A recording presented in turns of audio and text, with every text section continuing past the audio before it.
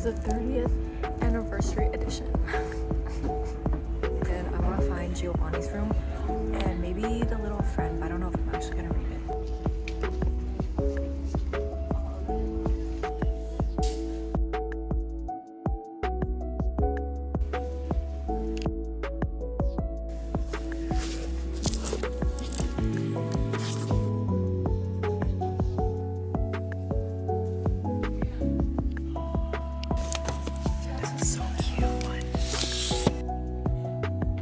Hi guys, and welcome back to the channel. My name is Ninja, and today I have a book haul for you. Well, today's Monday, so I went to the bookstore last week and I went on like 2 different days. I went to 2 like branches of the same bookstore and they had like different books. Some of these books surprised me so bad, like I just didn't expect my bookstore to have these books. Wait, okay, I'm gonna put my mic down. If I don't plug in my mic for this video, the only thing you're gonna hear is my aircon because it's so hot in Thailand right now. It's like literally 40 degrees every single fucking day. Also, look at my shirt. It says reading is sexy.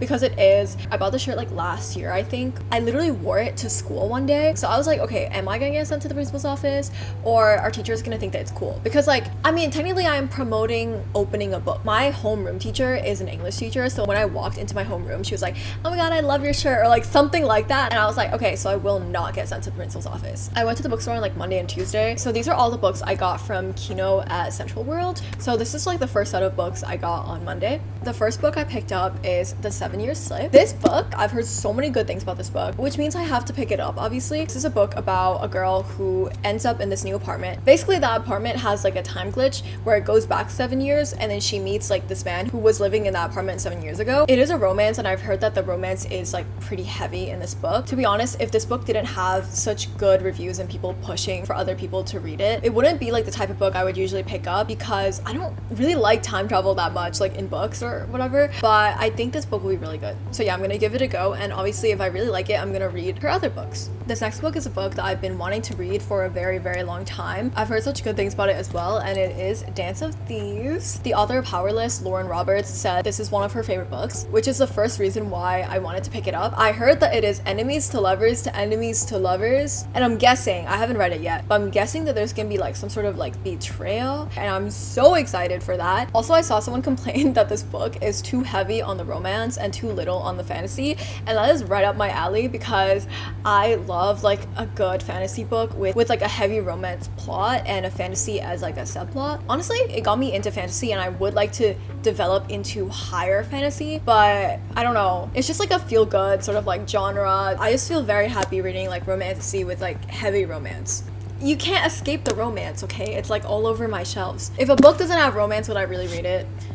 Exactly. The final book that I got from Central World is Bride by Ali Hazelwood. I'm gonna be honest, I don't really enjoy her books, so I don't know why I bought this. Okay, if I saw the YA section before, I might have chosen something different to buy, but I didn't, so I bought it. Bride by Ali Hazelwood is her first ever like romantasy, so I wanted to give her books another shot because I feel like the reason why I didn't like her previous work is because it was so like centered around science, and as a girl who was struggling through the easiest science in her whole high school, another thing I didn't like about her other books was like her characters' personalities, and I feel like they were overly quirky. The galaxy leggings, like if you know, you know. So I didn't really enjoy her other books that much, and I've read 2, okay? So I DNF'd 1 and I have finished 1. But I'm giving it another try because I feel like this is gonna be different. Vampires and werewolves, I can get behind. Also, it's an arranged marriage trope, which I always enjoy. Like, the reason why arranged marriage tropes are so fun to read is because of like the angst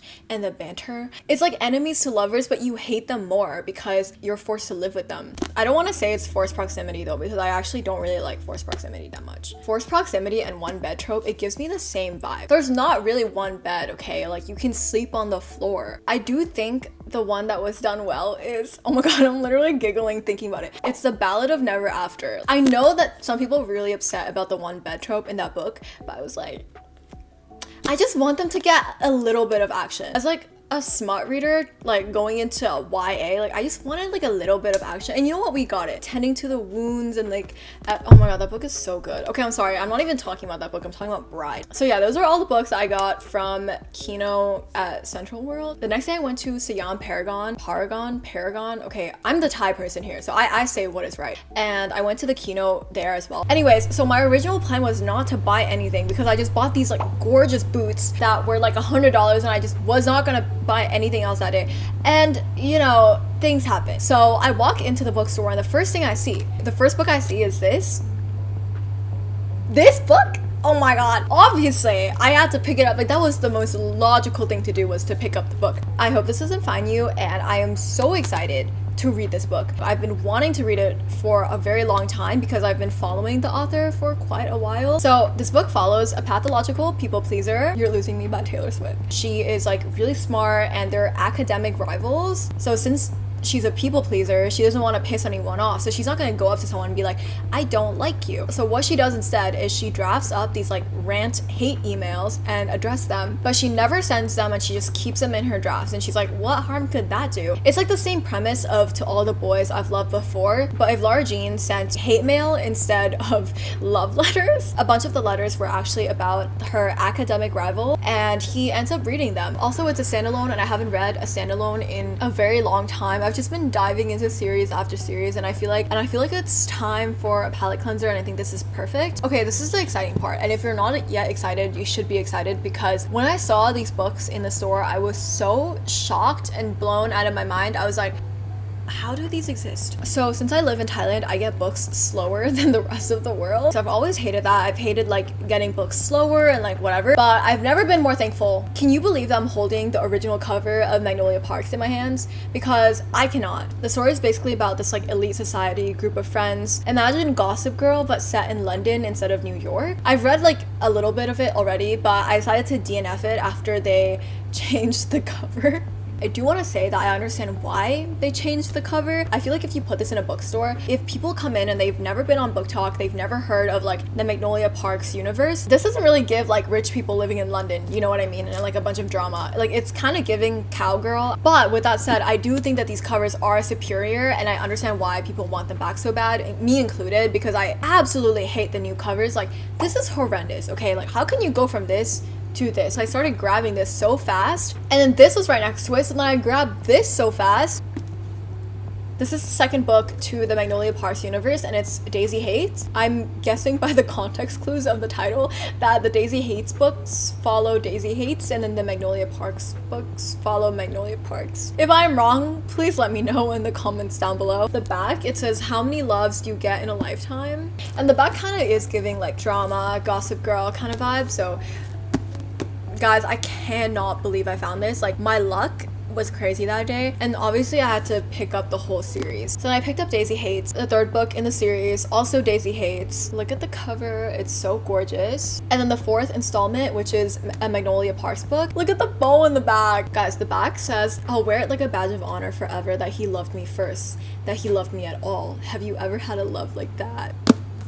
Oh my god. When I first read Magnolia Parks, I read it on the Kindle, so I didn't have like tabs and stuff. But now that I have the physical copies, I'm gonna be tabbing a lot. Since we are on a Jessa Hastings roll, I also got Never. They don't even have the paperback yet, they only have the hardcover. This cover is so gorgeous, and I've been wanting to read this book for so long. It is a Peter Pan retelling, which I absolutely love, and I feel like there's always so interesting because Peter Pan is not innocent.